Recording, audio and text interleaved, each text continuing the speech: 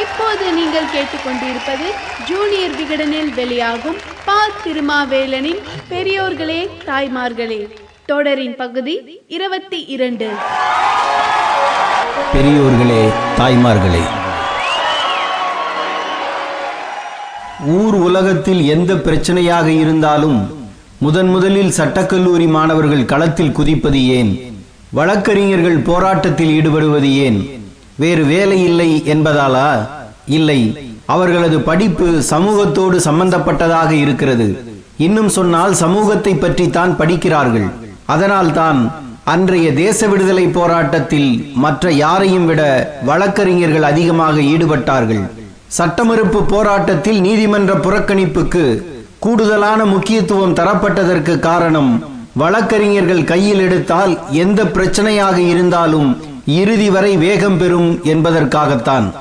எனவே கண்ட விஷயங்களுக்கெல்லாம் போராட்டம் என குதிக்காமல் கனமான பிரச்சனைகளுக்கு மட்டும் வழக்கறிஞர் சமூகம் போராடுமானால் அவர்களுக்கு கூடுதல் முக்கியத்துவம் கிடைக்கும் என்பதை அவர்கள் காலம் கடந்தாவது உணர வேண்டும். அந்த காலத்து சென்னை உயர்நீதிமன்றத்தின் புகழ்பெற்ற வழக்கறிஞர்களில் ஒருவர் மாவே சிங்காரவேலர். சென்னை மாவட்ட ஆட்சியர் அலுவலக கட்டடத்துக்கு இவர் பெயர்தான் வைக்கப்பட்டுள்ளது. ஜெயலலிதா மற்றும் அவரது அமைச்சரவை சகாக்கள் மீதான ஊழல் வழக்குகளை விசாரிக்க 3 தனி நீதிமன்றங்கள் அமைக்கப்பட்டதும் இந்த இடத்தில்தான். அதன் வாசலில் கம்பீர சிலையாக காட்சி தருபவரே சிங்காரவேலர். ஜாலியன் வாலாபாக் படுகொலை நடந்த அடுத்த வாரமே தன்னுடைய வழக்கறிஞர் தொழிலை சிங்காரவேலர் துறந்தார். பச்சை படுகொலைகளை செய்யும் பிரிட்டிஷ் ஆட்சியின் நீதிமன்றத்துக்கு போய் சம்பாதிப்பது கேவலமானது என்று நினைத்தார். நெஞ்சில் எழுந்த கோபத்தீயை தன்னுடைய வழக்கறிஞரின் அங்கிக்கு வைத்தார். பொதுமக்கள் முன்பு அவரது அங்கி எரிந்து சாம்பலானது. வெள்ளையர்களை நீதிபதிகளாக கொண்ட நீதிமன்றங்களுக்குள் நம்மவர்கள் போகக்கூடாது என்று கட்டளையிட்டார். அப்படியானால் வழக்குகளை எப்படி தீர்த்து கொள்வது? அதற்காக அவர் தொடங்கியதுதான் பாரத் ஆசிரமம். இங்கு நீதிபதிகளாக சுதேசிகளே உட்கார்ந்து இருப்பார்கள். உரிமையியல் குற்றவியல் தொடர்புடைய எந்த வழக்காக இருந்தாலும் எடுத்து வரலாம். விசாரணை நடத்தி தீர்ப்பு தரப்படும். இந்தியர்களின் பணம் பிரிட்டிஷ் நீதிமன்றங்களுக்கு செல்வதை தடுக்க சிங்காரவேலர் கண்டுபிடித்த வழி இது. அப்படிப்பட்ட சிங்காரவேலர் தான் 1925ஆம் ஆண்டு கான்பூரில் இந்திய கம்யூனிஸ்ட் கட்சியின் முதலாவது மாநாடு நடந்தபோது தலைமை வகித்தவர். தென்னிந்தியாவின் முதல் கம்யூனிஸ்ட் என்று அழைக்கப்படும் தகுதி பெற்றவர். தான் ஒரு கம்யூனிஸ்ட் என்று அச்சமில்லாமல் தென்னிந்தியாவில் சொல்ல வந்த முதல் மனிதர். கயா காங்கிரஸ் மாநாட்டில் நான் ஒரு கம்யூனிஸ்ட், உலக கம்யூனிஸ்ட் இயக்கத்தின் பிரதிநிதி என்று இவர் பேசிய போது பலரும் சிரித்தார்கள். 60 வயதான நரைத்த தாடியுடன் உள்ள ஒரு கிழவன் ஏதோ ஒரு புரியாத அடைமொழி போடுகிறானே என்று நினைத்தார்கள். அடுத்த சில ஆண்டுகளில் அந்த வார்த்தையே தடை செய்யும் அளவுக்கு அனல் கிளப்பியது. இந்தியாவில் அதிகாரப்பூர்வமாக கம்யூனிஸ்ட் கட்சி தொடங்கப்படுவதற்கு முன்னால் அதனுடைய கொள்கைகளை தாங்கி தொழிலாளர் விவசாயிகள் கட்சியை தொடங்கியவர் சிங்காரவேலர். மே தினத்தை முதலில் 1923ஆம் ஆண்டில் கொண்டாடியவரும் அவர்தான். இன்று திருவான்மியூர் பெசன் நகரை ஒட்டி கடற்கரை இருப்பதை போல அந்த காலத்தில் சென்னை உயர்நீதிமன்றத்தை ஒட்டியும் கடலின் கரை இருந்தது. இப்போது உள்வாங்கி இருக்கிறது. அன்று சென்னை உயர்நீதிமன்ற கடற்கரை, திருவல்லிக்கேணி கடற்கரை ஆகிய இரண்டில் தான் பெரும்பாலான கூட்டங்கள் நடக்கும். சென்னை உயர்நீதிமன்ற கடற்கரையில் தான் முதலாக மே தினத்தை சிங்காரவேலர் கொண்டாடினார். மே தினம், மார்க்ஸ் தினம், லெனின் தினம், அக்டோபர் புரட்சி தினம், பாரிஸ் கம்யூன் தினம் என்று தேதிகளை கண்டுபிடித்து தின கொண்டாட்டங்களை தொடங்கி வைத்ததும் அவர்தான்.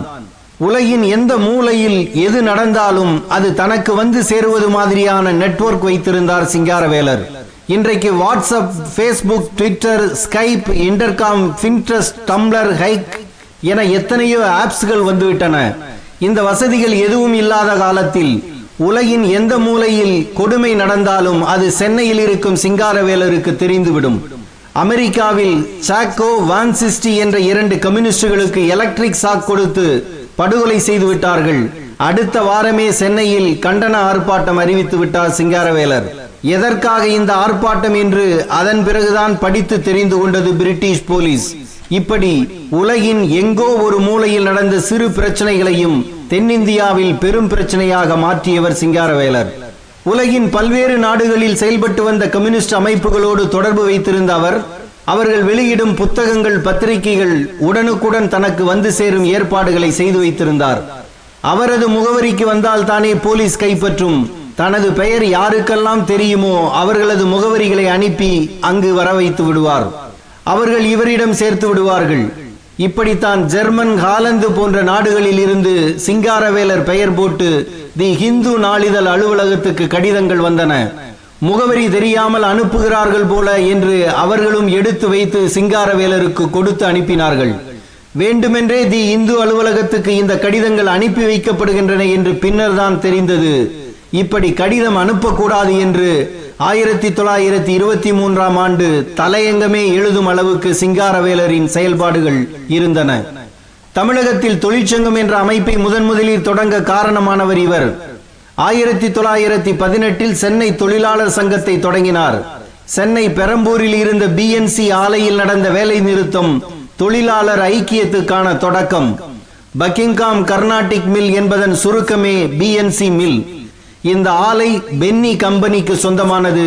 அன்று பென்னி வாழ்ந்த வீடுதான் இன்று ஸ்பென்சர் அருகில் இருக்கும் கன்னிமரா ஹோட்டலாக இருக்கிறது.